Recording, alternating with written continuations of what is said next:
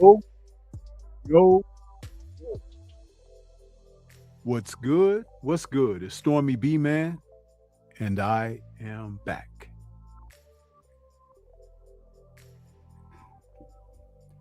Welcoming you to Kung Fu Film Focus, where we are covering a film from 1980, The Eight Escorts, an ensemble piece, which means that it's like a precursor to the Expendables, where you gather a bunch of the well-known martial art film stars and they come together in a team-up effort where some are in heroic positions and others are in villainous positions, all to culminate with a big battle at the end of the film. This film was an independent film. I remember seeing it for the first time, and though all of the actors, they were recognizable, but I was like, who made this? And as I looked at the credits were the usual suspects, like from Shaw Studios. Pao Su Lee was the director. E Kwang was the screenwriter. The martial arts choreographer was Chen Mutuan, and we had familiar faces like Tan Tao Lang, Lin Young, Su Fing, Wang Chung, Chen Wai Ming, Danny Lee, Lily Lee, Wang Qing, Wang Tao, Ku Ching, Wu Ma. These are all actors and actresses that you have seen on the screen in numerous kung fu films. These guys came together for this film. It's also known as the 8 Peerless Treasures. The story centers around these people coming together, and it's like a winner takes all type of a deal where the whole objective is to come up and be rich. Sometimes when films like this were made, it was done with the hope of establishing well-known faces, give you solid action, and hoping that you'd be dismissive of the settings, the production quality, meaning like the lavish sets of the Shaw Film Studios. This wasn't that.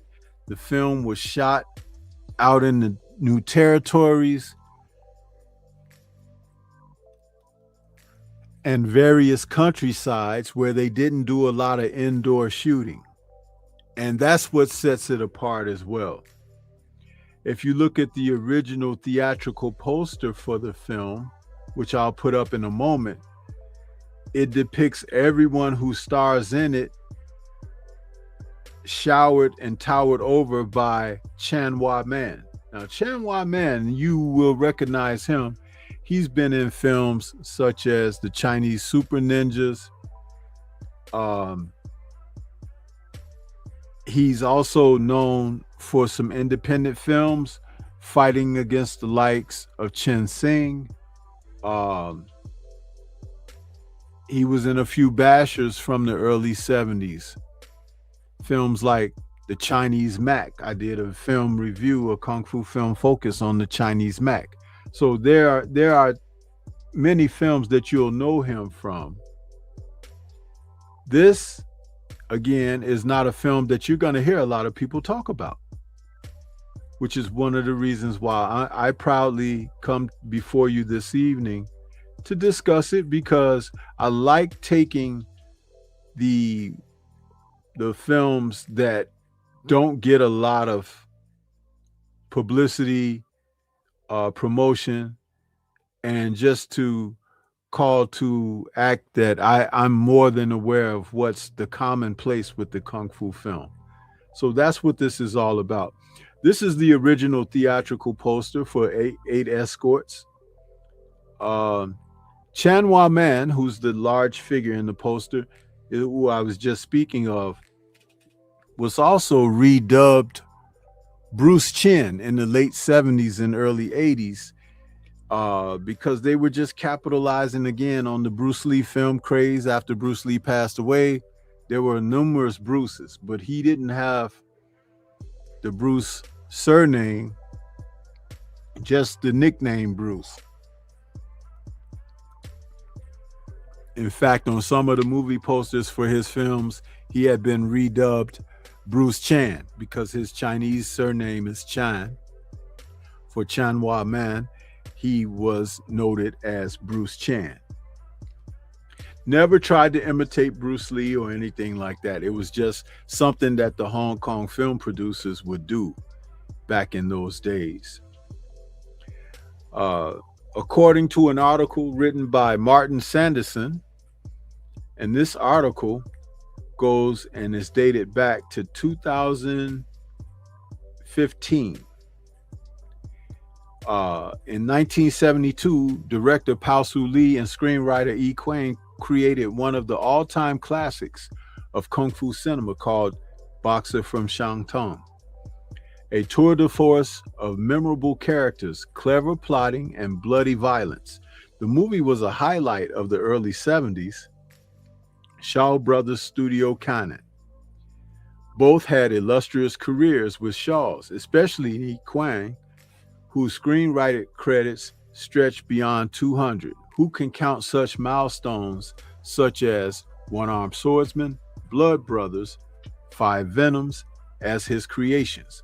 Powell also began as a cinematographer on movies such as Trail of the Broken Blade and The Golden Swallow, both directed by Chang Che in turn, and he became one of the few Shaw directors to rival Chang Che in the early 70s with movies like The Delightful Forest and The Water Margin under his belt. Now, let me just say something about that. The Delightful Forest, which I will do a review on coming soon because I was waiting for the remastered Blu-ray with the original English dub to come out. They had already remastered it, but only in its original Mandarin language. And some of the releases didn't have English subtitles. So I was like, listen, man, I got to hold out. And I'm so glad that I did, because several months ago, Shaw Brothers box sets of films came out with a latest volume that included Delightful Forest in its original Mandarin language with English subtitles and the original dub. I'm so happy for that, because if any of you have ever seen Delightful Forest, that's a movie that stars Tai Lung in the same character that he played in The Water Margin, also known as Seven Blows of the Dragon. And he reprised the role in another film called The Seven Soldiers of Kung Fu, which is the sequel to Seven Blows of the Dragon. But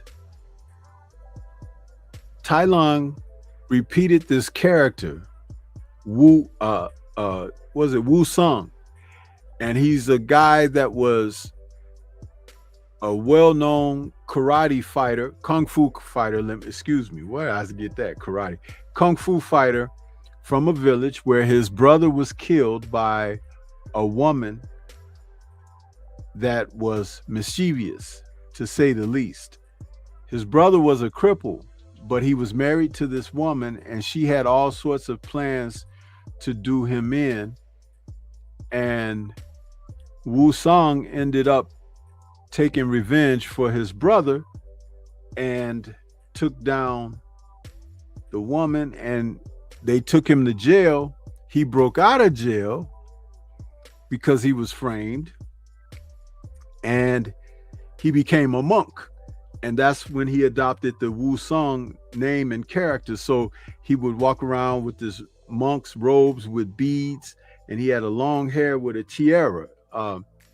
If you've seen Seven Blows of the Dragon, in that film, he's known as Magic Sword. They have these character names. They're really crazy.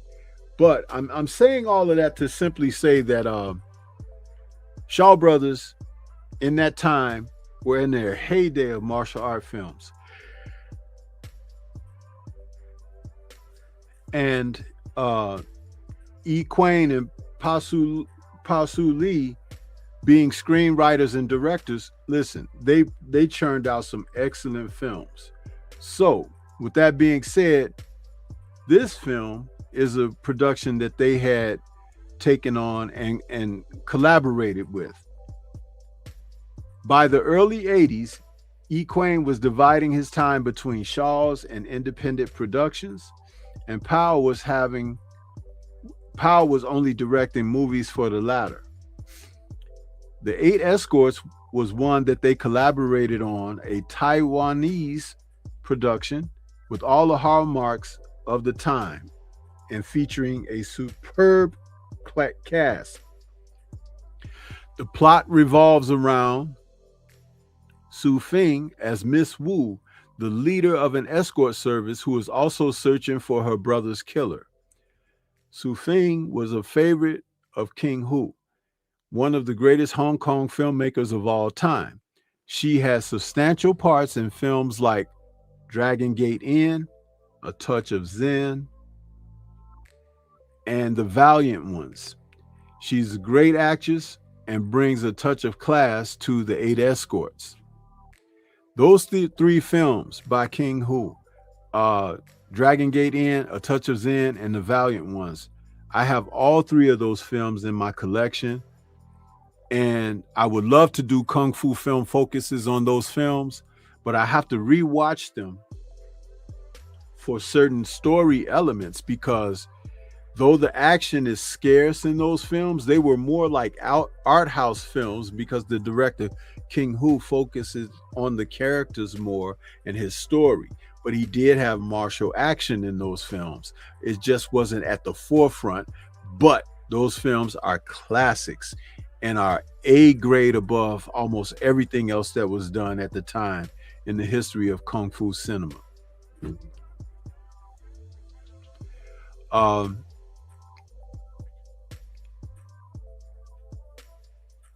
Lin Yun appears as Chen Kai Tai, an honorable martial artist who assists Miss Wu. Yun was a versatile actor, beginning his career in Taiwan in the early 60s, then moving on to Shaw's and appearing in movies such as Killer Klans and Death Duel. He moved back to Taiwan and became an action star and director. Danny Lee appears as Tu Feng, an honorable martial artist. Everyone knows him due to his parts in the heroic bloodshed movies City on Fire and The Killer. So it's interesting to see him in a Taiwanese indie production, especially because he performs a lot of the action. Appearing in a small role, Chan Hua Man scorches across the screen with aggression and magnificent kung fu chops. This was 1 year before he kicked some serious ass in The Club, one of the most raw Hong Kong gangster films, and 2 before he appeared in 5 Element Ninjas as the Supreme Ninja, a movie that needs no introduction. The ubiquitous Lily Lee is on good form and would be a thief who fights almost everyone in the cast at some point. One of the best female martial arts actresses, she appears in many of the classics of the time, including 8 Diagram Pole Fighter and The Loot. The legendary Wu Ma has a small role and supplies some good comedic relief as an inn owner who has pigtails and employs young kids to do his bidding. Rounding off the cast is the magnificent Tan Tao Lang, who most agree is the most flexible kicker of the golden age. One of my favorite martial arts actors, although not a great actor, his kicking is a joy to watch and behold. My favorites are of his, The Hot, the Cool, and the Vicious, and the underrated Revenge of the Shaolin Master. There are 2 stories that capture the imagination when it comes to Tan. The first is when he was in Taekwondo competitions, he would land a kick, but it would be too fast for the judges to see.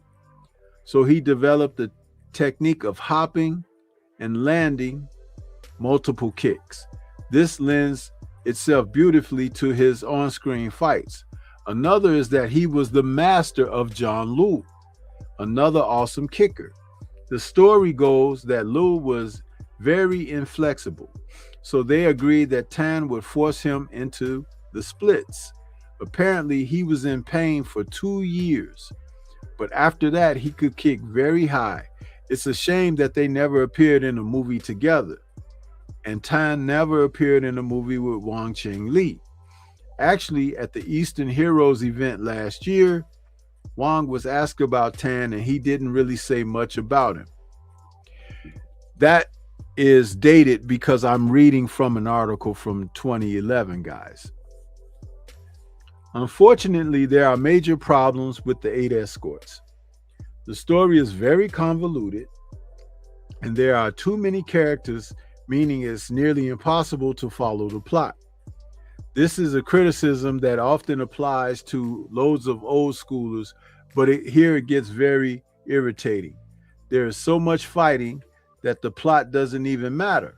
So the action, so to the action, it's great when there's loads of fighting in a movie, as we all know, but it doesn't reach a decent level. The audience is left unsatisfied.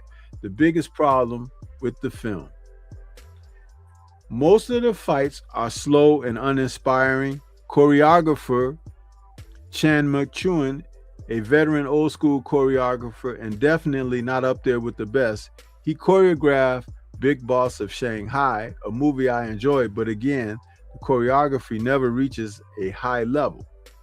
The use of usual weapons is a definite plus, though. When Tan and Chan Man get into the mixer, the level immediately goes up, and there's some great invention in the exchanges and the use of the environment. All in all, 8 Escorts scores points for a fantastic cast and some great fight scenes toward the end. But in the end, it's a little bit of a wasted opportunity. This guy gave the movie a 5 out of 10. For me, I give it more like a 6 or a 7 out of 10. And the reason being is like, you don't go to Kung Fu films for the stories and plots and everything. That's extra. You know what I mean? If they happen to have great stories, whatever, that's what elevates it to classic status. But a Kung Fu film with certain actors and actresses in it, as well as certain choreography, it can become an instant classic on that alone. But when the story is great or performances are above what is status quo, that's what you look for. Sometimes with Kung Fu films, you just have to turn your brain off as far as looking at it as a movie, but it's an experience. It's like watching Marvel films or DC films, not the comic cartoons, but the films themselves, because you know darn well that there's not a man swinging from building to building on a web, or a man faster than the speeding bullets flying through the air or running through the streets. So you have to stretch your imagination for that, for believability. It's the same with Kung Fu films, which were the original superhero films. Even though it was from the Far East, it was exactly what people needed as an escape tool and mechanism. And that's what we have received it as, you know. Let me take a quick moment and acknowledge who we got in the chat. Columbia is out there dropping those links for me. I appreciate that once again. Columbia, thanks so much. Adrian Viet is out there. My brother Drew Titan is in the building as well. What's good? Over on Rumble, we got Columbia again over there dropping some of the links, and Jamal Davis and Jay Simon is over there. Blessings to you. Thank you for tuning in. Yeah, I just do what I can. You know what I mean? I do what I can with what's going on. You know, we got a lot to say about Kung Fu movies when I do these shows. And there are so many that I would like to present. It's just that I be covering the boxing and I sometimes get away from it. But, you know, with requests and a little bit of nudging, you know, Stormy can be a person that'll be made to drop some more of these on you, because I found that there's a big audience out there for Kung Fu films. It truly is. All over Facebook, all over, what do you call it? Instagram and all of these places. There's people that really love their Kung Fu, man. They really do. So, you know, be about it with that, you know. But yeah, The 8 Escorts is a film that, you know, it can be enjoyed. It can be enjoyed. And like I said, when you look at the people who are starring in it, a lot of faces that you know. Like I said, Su Fing, she's a warrior fighter and top-notch actress from the King Hu films. Lin Young has also been a top actor from Shaw Brothers and Taiwan. Lily Lee, the same, especially with Shaw Brothers. Danny Lee, who's also been a part of the Shaw stable for a long time. Tan Tao Lang, you know, they called him Flash Legs during his career. You know, he was a top-notch kung fu fighter. Wang Chung, whom you've seen alongside the likes of Tai Lung and David Chang in many of a Chang Che film. So there's so much, you know, so much. Anybody got any questions about this film? Because I can answer some questions for you guys if you have some, you know. This, again, like I said, 8 Escorts is good stuff. It really is.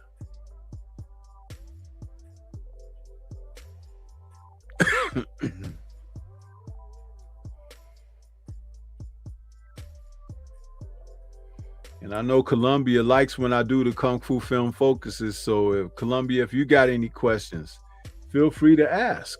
Huh? This is the time.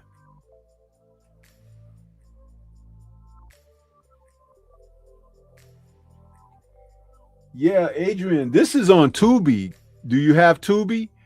It's on Tubi because even as I was scrolling through, I was trying to find where I can pick up some images from the film, and I couldn't find too many. Mostly images that people kind of have photoshopped together of the actors and stuff, and not very good, flattering images. So I elected only to use the theatrical poster for this and one little screenshot from the film. But yeah, you can find this on Tubi. Yeah. Nada 86, what's good with you? Good to see you out there. Appreciate you at drop that PayPal. Thank you again for that. And since you're out there, I get a chance to let me see, is they gonna let me do it? Let me see here. I'm trying to see. Let me see if I can do this.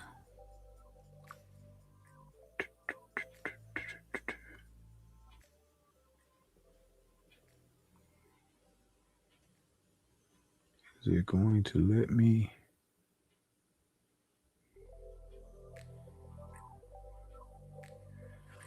Not, I was trying to give you a wrench, but it's not letting me do it in this particular mode. Hold on, maybe I'll try this. Hold on. I think I may have found a way to do it. Nope, it's not letting me do that. Take that off.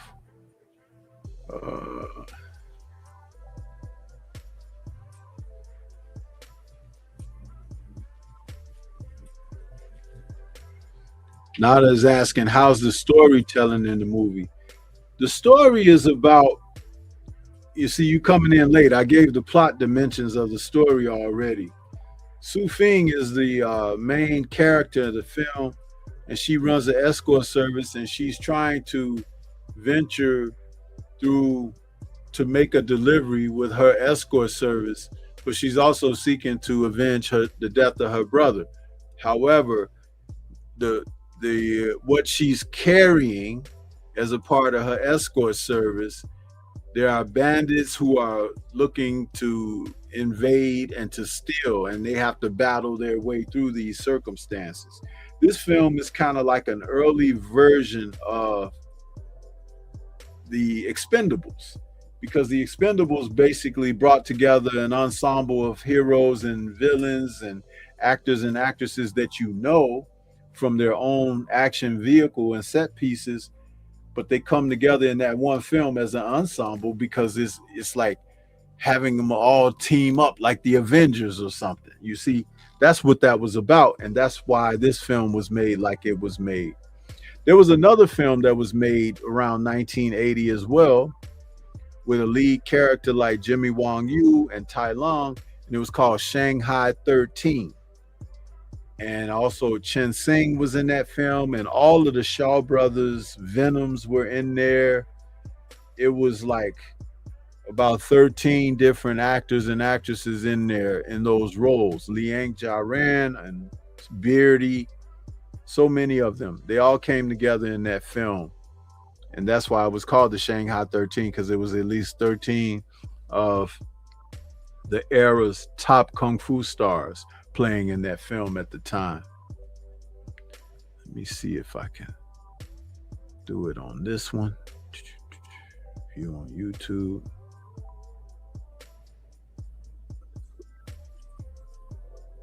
Okay, yeah, this is different here.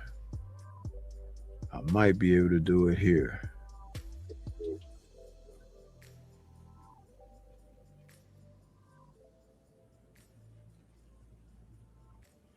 Okay, Nada, I got you wrenched up now. You got your wrench.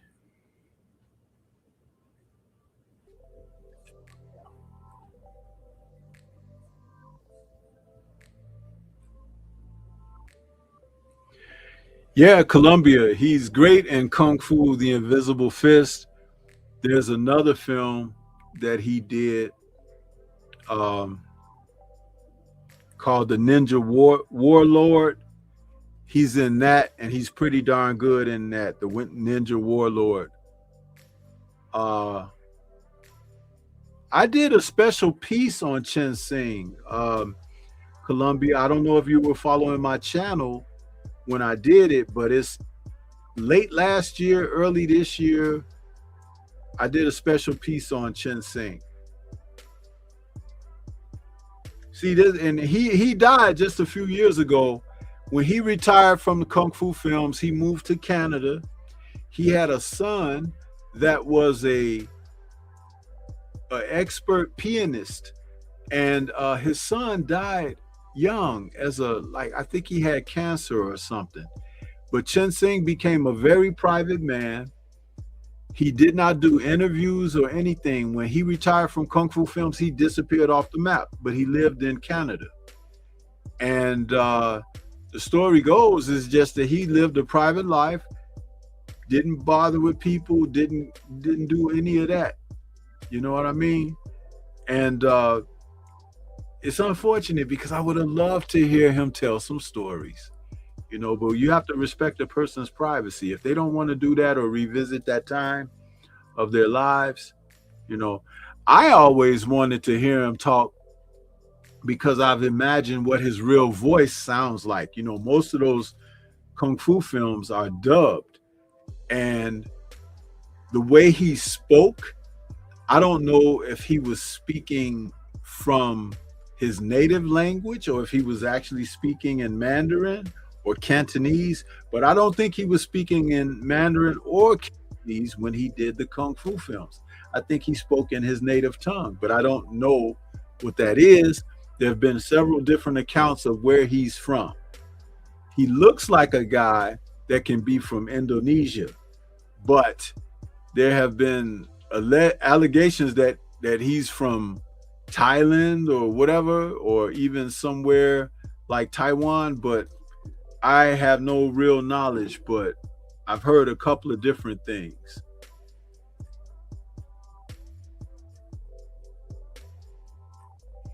Yeah, she says he reminds me of Charles Bronson. Yeah, and he was very popular. You know, Chen Singh was very. Do you know? Listen, check this out. Now, you guys know that Bruce Lee and Jimmy Wong Yu, which I did a special feature on the channel for them, on my Kung Fu channel, Raymond Chow didn't let them collaborate, but he paired them. against one another because he wanted them to have a rival a box office rivalry, excuse me. And they kind of took stock in that. But I never heard Bruce Lee say much about Jimmy Wang Yu. He didn't think much of him because he didn't think his martial arts was any good. But he was concerned about Chen Singh.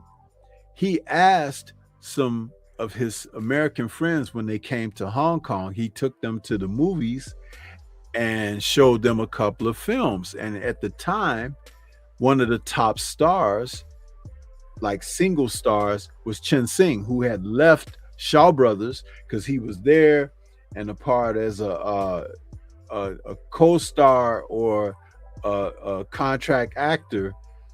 But their main stars were Tai Long, Chen Kuai-tai, David Chang, Alexander Fuxing, Chi Kwa-chung, and there was one more I'm not thinking about. But nonetheless, those guys were the main Shaw stars, and he didn't feel that he was going to get a lead actor's contract with Shaw. So when his 7-year contract ran out, he went over to Taiwan and he signed a deal for independent films where he made his own films like Kung Fu the Invisible Fist and what was the other? The Rage of Wind and several other films. Chen Singh was becoming a star, and his rugged looks like Charles Bronson, and he was kind of had a strong man's build, not like Bolo, but just like a masculine man's physique, and the mustache and everything. He was like what they would consider the rugged male testosterone actor.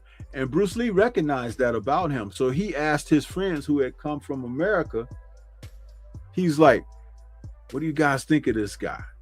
He's like, I think that's my box office competition, you know? He said that about Chen Singh, which is very interesting because you had all those other actors out there that Bruce didn't even give a damn about. He wasn't thinking about those guys, but he had zeroed in on Chen Singh. That ought to tell you something about the respect that he had for Chen Singh. Yeah. So now, you're asking, do I think Tony Jaa surpassed Jackie Chan in acrobatics?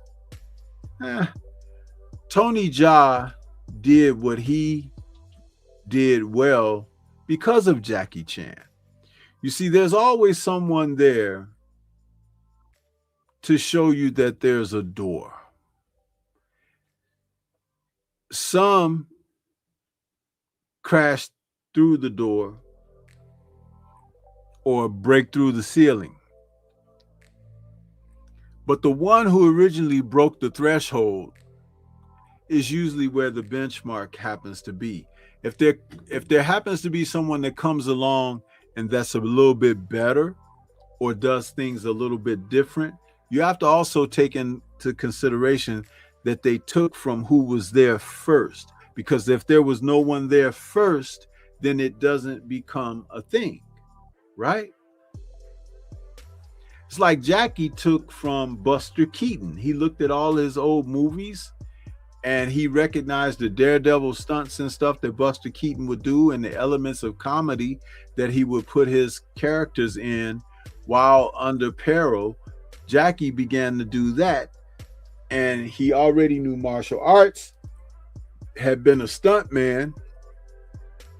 So when he got a chance to become a leading man, he started putting the Buster Keaton elements into his characters. Instead of trying to be like Bruce Lee, the fierce, unbeatable guy that is just, nobody can touch him, he became the opposite of that, the vulnerable guy, the guy that everybody could beat up, the guy that everybody would chase out of here and all of that.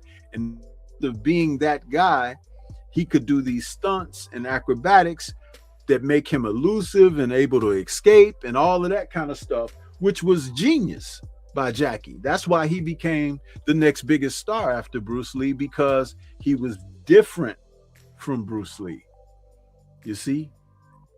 and he made his own way. So that's what you kind of have to pay attention to when these guys do things like that. Yeah. So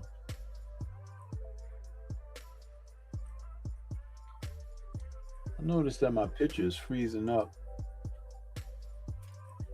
on the other stations. I don't know what that's about, but yeah.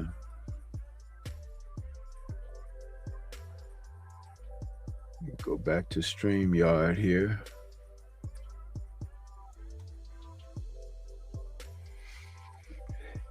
It says that we have 8 people out here. So where y'all at as far as writing in the chat? Talk to me. I appreciate these questions, huh? You know, I told you, it's just like my call-in show. When you guys, if I ask you, you got any questions or whatever, that just only drives the content forward, because I do have knowledge on some of this stuff, right? And it's like, that gives you an opportunity to see where I am and to give maybe information that you were not aware of and things of that nature. So, yeah. But I love that, love that, being able to discuss the Kung Fu films.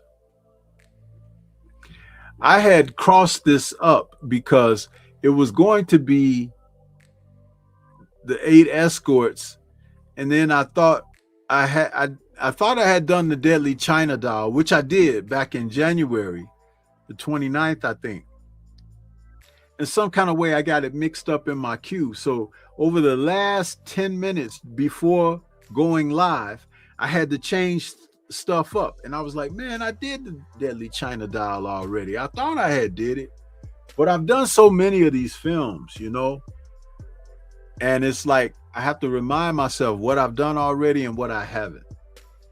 There's plenty I haven't, but I also try to make it worth your while when I do these presentations. So just like with me reading the review on 8 Escorts, kind of gives you a little bit of enlightenment as to how it was seen by other people. Yeah.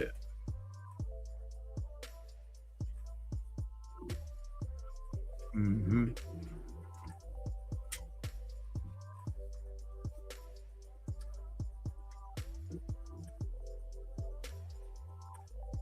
Hmm.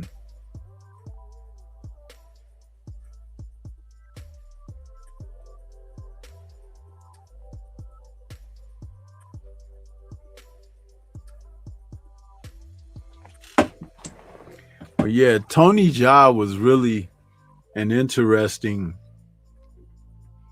physical person because he did some stuff that just was a wow factor to me.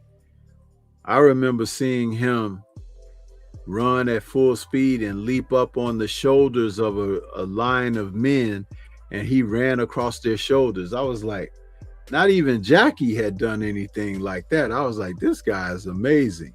Tony Jaa. Running up walls and jumping off of them and doing different things. But I'll tell you another fighter who is like a Hong Kong film star who's an expert at wire work, Yuan Wu Ping. This guy is a Western actor and martial artist, and he's just simply amazing, and he does a lot of his own movements and everything, the spinning kicks in the air and all of that stuff. He gets away with, I mean, some of his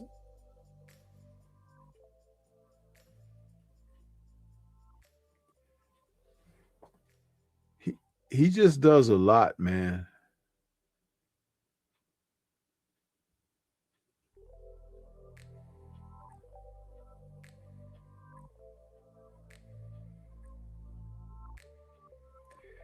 Yeah, and that guy is what's his name? Scott Adkins. Man, Scott Adkins is amazing. He's like the first actor I've ever seen to do those spinning kicks in the air where it looks like he's going to kick with this leg, but he flips over with the other leg and then comes back with the original leg and kicks. I was like, that dude is amazing. Scott Adkins.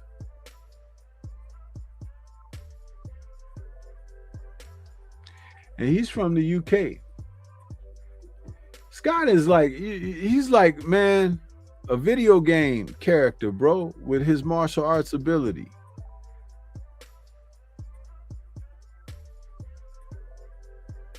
Check this out, food for thought, you guys. When Zack Snyder was casting Bruce Wayne Batman for BVS, are you guys aware that Scott Adkins auditioned for that role? Could you imagine him as Batman, Bruce Wayne? Holy crap.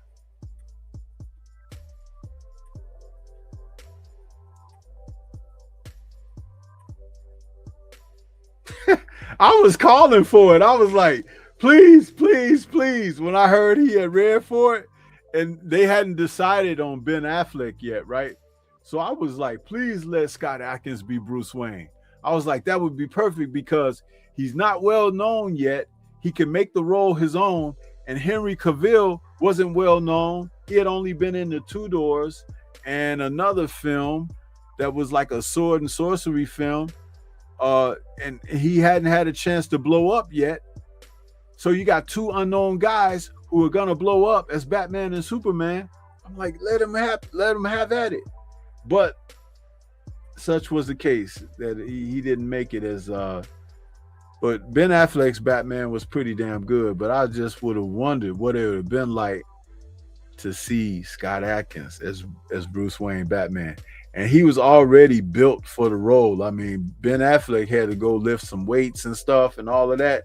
Scott Adkins already had the physique. He was already, because he's a martial artist and he's totally in shape, you know?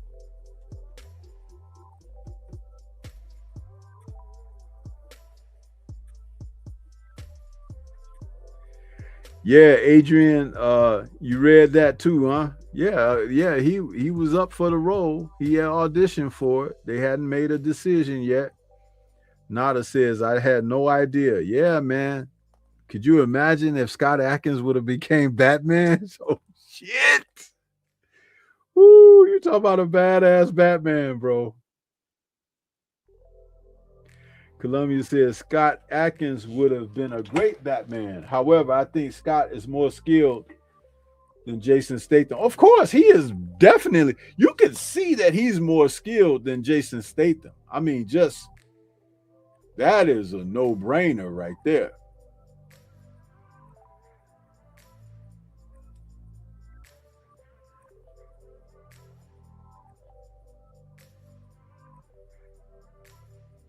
Yeah, Adrian Boykin. You know, he took the people loved him so much from that Undisputed film with Michael Jai White that they made him his own Undisputed film where he's the hero and he was the villain. So yeah, you know, shit, boy.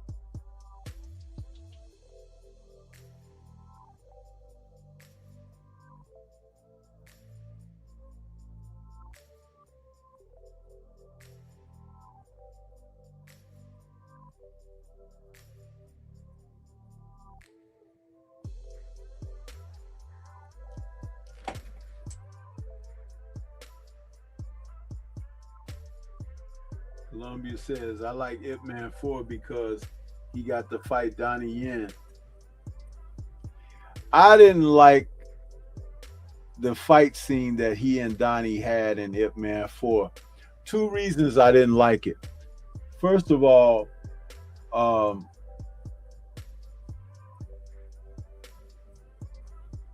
the character that Donnie was playing, Ip Man was too old, you know, and for some of the punishment that he was taking in those fight scenes and stuff, I'm like, that old man would be finished. He would be finished, you know. Ip Man was a very slight guy. If you guys have seen any images of Ip Man, he was not like Donnie Yen at all. Donnie is just a great martial artist that they had playing him, but Ip Man was a very slight man, small and frail, and even smaller than Bruce Lee. So it's like, and Bruce Lee was a pretty small guy, muscular, but small and thin. So seeing Donnie fight guys like Mike Tyson and Scott Atkins and all of that playing Ip Man, it was like, it was far-fetched to me. I was like, I see, that's that kind of thing, like in an action film where there's tons of action with shooting and stuff. If you have guys just rifling off rounds and rounds, but not hitting and not taking out stuff, it becomes the suspension of disbelief becomes way over the top, and it can take you out of the experience.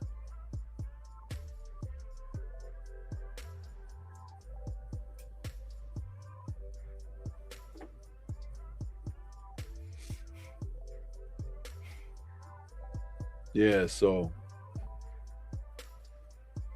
those are my thoughts about that. But I mean, it's a good movie, you know, for action's sake and everything. But Ip Man, I remember when Tony Leung played Ip Man in one of the movies, The Grand Master. Tony Leung is a small man himself, and that was a little bit more believable as Ip Man than Donnie Yen. But Tony Leung is not a martial artist, really. He was only taught the moves and the skills and stuff like that. He actually broke his arm filming The Grandmaster, and they had to suspend the project until his arm healed. You know, he broke his arm. That should tell you he wasn't a real martial artist. No real martial artist is out there breaking their limbs and stuff playing these roles. And Donnie, when he took up Wing Chun to learn the style that Ip Man was famous for, he came out and really became a higher graded martial artist, because all of the respect he had for Bruce Lee, he could understand Bruce Lee even more after learning the style that originated, put Bruce on the path toward martial arts. Yeah.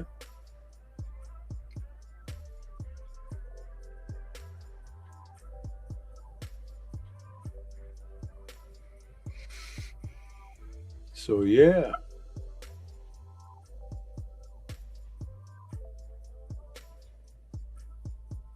Adrian says, I saw Carter Wong is buffed as, yeah, back then. Now I want to know if he fought Bolo in any movie. That's a good question. I'm trying to remember.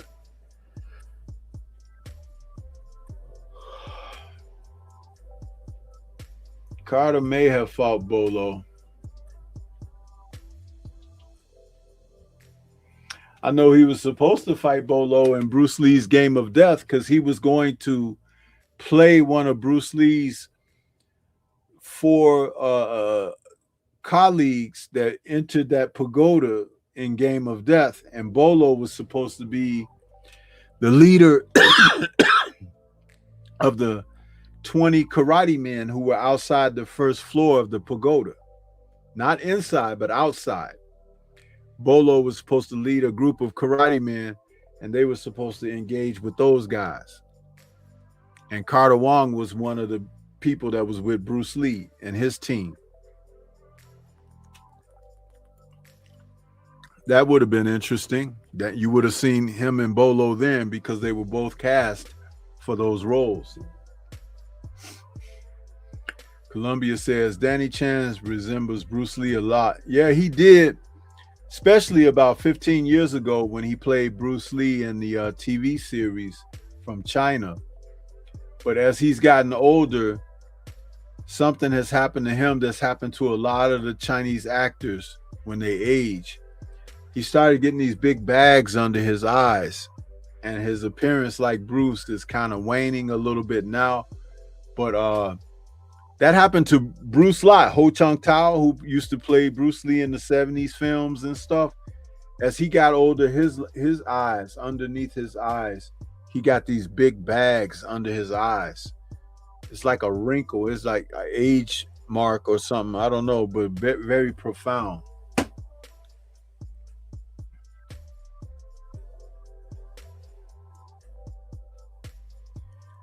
Yeah. Columbia says, I wish in an alternate timeline, Enter the Dragon didn't come out and instead Game of Death came out. Yeah, if Bruce would have finished Game of Death, man, that probably would have been one of the greatest martial arts films of all time. Because you must realize that his concept for that film at the time, no one had done anything like that. And because the film's production was halted, he made Enter the Dragon, then he passed away, and the elements of the story floated out throughout time, and people started doing their own take of it, making video games out of the concept and all that, actually making their own versions of the alleged story plot and all of that. Imagine had he brought his film out, it would have set a precedent. He was going up that tower with those other 5 men, those other 4 men rather, and each level is guarded by a specific martial artist, a special style. And they all have to try to defeat that style to go to the next level. And Bruce is the only one who's able to adapt to all of the styles. That is an amazing concept within itself. And there's nothing else that topped that, because again, what I said earlier about breaking the ceiling or crossing the threshold, he opened up a door for something that hadn't been done before when he was doing that. He didn't even get to complete it, but nobody has built upon it and made it better, have they? No one. Think about that.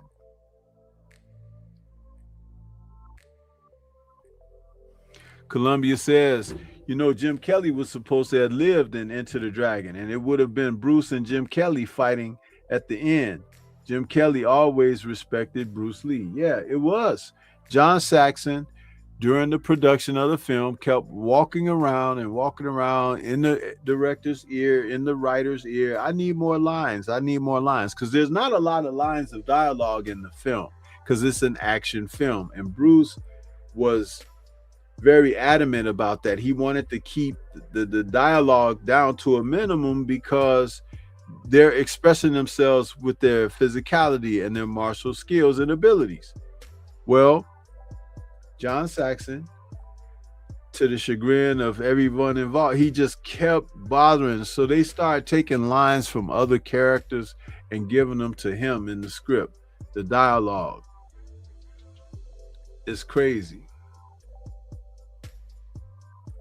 And finally, at the end, they switched it and made Roper live and Williams die.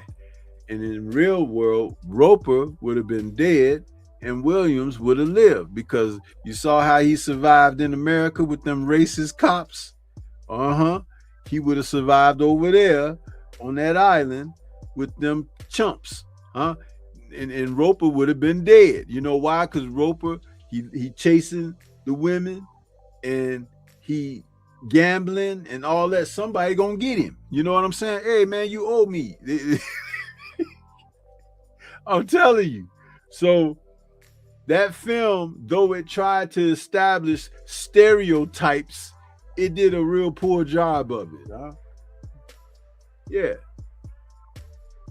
And that's one of the reasons why I ain't did no review on it yet, too. Because if I do the Stormy B-Man review of Enter the Dragon, y'all ain't gonna like it. I gotta make my full jump to Rumble first, because YouTube will definitely take me off the air. They'll be like, get him off of here. You know, I'll be like, the black man, white man, and Chinese man go to an island. Yeah. Let me know if y'all heard this one before.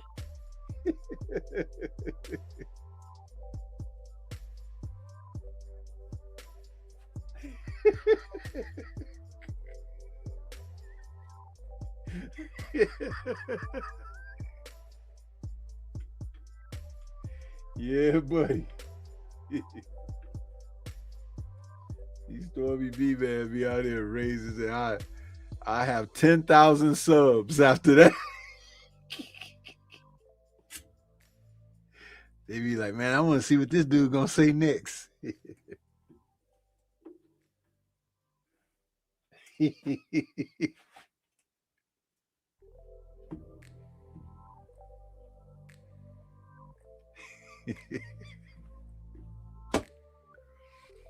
Yeah, buddy, man.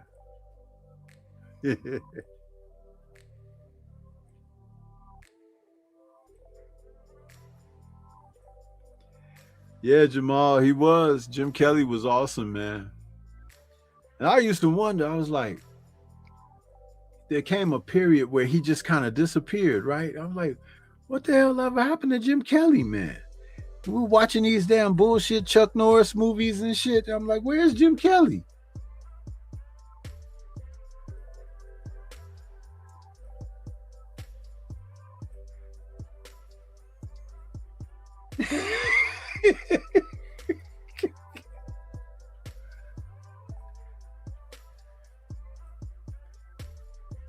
And Chuck Norris was doing some bullshit. It was like, you know, he'd be kicking a couple of people in his movies and they make it a karate movie. I'm like, dude, he had one scene where he punched that guy and kicked two other guys with a spinning heel. And that was it. That is a fight scene. Chuck really thought he was a good actor, though. If you don't get your monosyllabic ass out of here with that same expression and shit, walking with them cowboy boots on with lifts in them to make him 4 inches taller and shit, get out of here, man.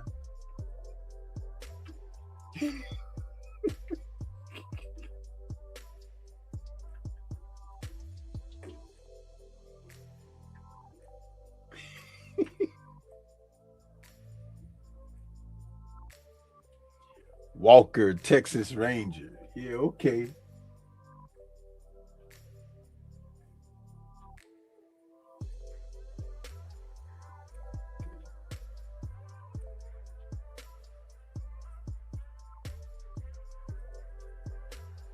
It just goes to show how they do, man. It's like they could give them folks anything and try to make them a star. And even if they're not a star, they're gonna say that they're a star. Oh, he's a star. But like, dude, ain't nobody coming out to watch him, man.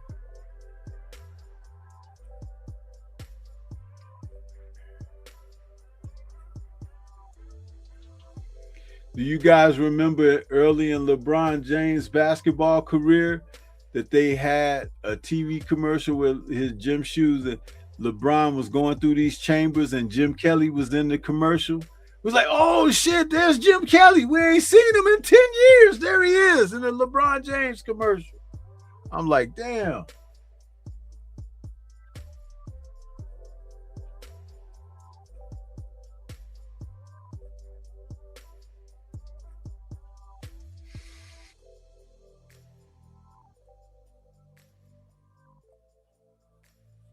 Yeah, buddy.